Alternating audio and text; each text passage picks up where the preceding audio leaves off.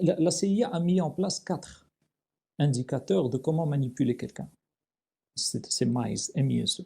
Si vous voulez manipuler quelqu'un, soit vous le prenez par l'argent, et ça marche en général avec 99% des gens. C'est pour ça que le capitalisme et la plutocratie lobbycrate marchent aujourd'hui. Enfin, elle marche pas, mais c'est elle qui a le pouvoir. M pour money, I pour ideology.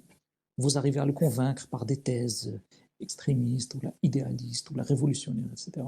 S comme sexe, pour les femmes. Il y a des gens qu'on arrive à manipuler par des femmes, des espions de guerre, des généraux à qui on envoie des femmes pour se tirer les plans, qui font qu'un pays énorme va perdre une guerre en 6 jours, etc. etc. Ego, eux. Les rois, ils ont l'argent, ils ont l'idéologie, ils ont les femmes. Par quoi on les manipule? Enfin, les rois anciens, par exemple, et même aujourd'hui, de toute façon. Les gens puissants qui ont les trois, on les manipule par l'ego. Vous êtes. On les gonfle, on les gonfle.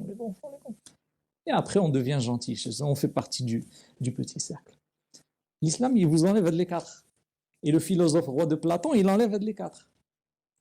Donc, si on arrive à avoir des gens qui voient la réussite sociale comme l'utilité à l'autre,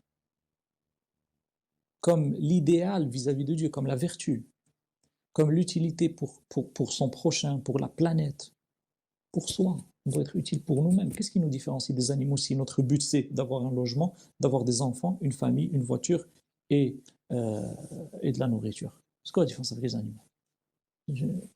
C'est ça, le capitalisme, il nous réduit à ça? Oui, il nous réduit à ça. Il nous réduit à vouloir des êtres qui procréent, qui produisent et qui meurent. Aujourd'hui, on produit de quoi nourrir 12 milliards de personnes. On produit de quoi nourrir 12 milliards de personnes. On est 7 à 8 milliards, 8 milliards. On a 1 milliard de personnes qui ne mangent pas à leur faim. On a un enfant qui meurt toutes les 5 secondes. Est-ce que ça, c'est un système? Est-ce que ça, c'est un système? Statistiques, c'est des statistiques de l'ONU. On a à peu près 800 millions qui ne mangent pas bien. Et on a un enfant qui meurt toutes les 5 secondes. On a, dans les statistiques de Oxfam, à peu près 30 personnes qui détiennent autant de richesses que 4 milliards de personnes.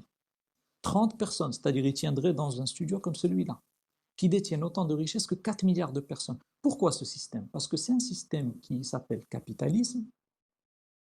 Pourquoi on l'appelle capitalisme? Pourquoi on ne l'appelle pas travaillisme? Parce que inconsciemment, ce qui a le plus de valeur, c'est le matériel, c'est pas l'humain. Si c'était l'humain qui avait plus de valeur que le matériel, on aurait au moins donné à la valeur travail sa juste valeur, ou l'humanisme. Mais on l'appelle capitalisme. Pourquoi? Parce que la puissance, comme on l'a montré tout à l'heure, est détenue par les détenteurs de capitaux, les détenteurs de monnaie, les détenteurs de capital. Donc c'est un système qui fait que celui qui ne détient pas du capital, il est obligé de s'endetter. Et les banques sont là, telles, comme on dit, comme la scie, c'est-à-dire que les banques, elles gagnent en montant et en descendant. C'est-à-dire que quand une banque vous finance, que vous gagnez ou que vous perdez, elle gagne ses intérêts parce qu'elle prend des cautions derrière. Alors que dans une économie participative, c'est pas comme ça. On est là en train de démonter le capitalisme, pourtant c'est un système qui garantit l'ascension sociale. Il ne garantit rien du tout. Bourdieu a passé des années, voire des dizaines d'années, à travailler sur la thématique de la reproduction sociale. Il a démontré que le système dans lequel on vit est un système qui fait la reproduction sociale de manière quasi parfaite. Il y a des exceptions. Ce que Bourdieu a démontré, c'est qu'on est dans un système qui fait la reproduction sociale. Et je vais vous dire comment. Vous avez la famille de l'intellectuel ou de l'homme d'affaires. Quels sont les sujets de discussion à table? Les dernières vacances, le dernier musée visité, le dernier livre lu, la dernière conférence, la dernière pièce de théâtre, le dernier livre historique, les faits politiques, les discussions journalistiques. Vous savez, l'ouvrier, l'employé, l'ouvrier, le pauvre. Quels sont les sujets de discussion à table? Assez d'argent pour payer le loyer à la fin du mois. Problème de santé dans la famille, pas assez d'argent pour entrer dans la clinique. Problème de nourriture équilibrée. Problème de manque de moyens pour payer les transports pour les enfants qui vont aller faire des études. Problème pour payer les études des enfants. Problème pour payer l'école. Et donc, on n'est pas dans les mêmes discussions.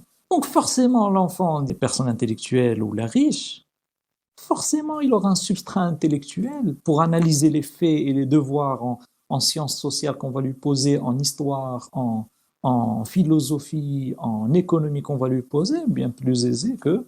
Et aujourd'hui, avec le système des écoles privées, ça y est, c'est un matraquage final, presque final pour acter de l'inégalité des chances.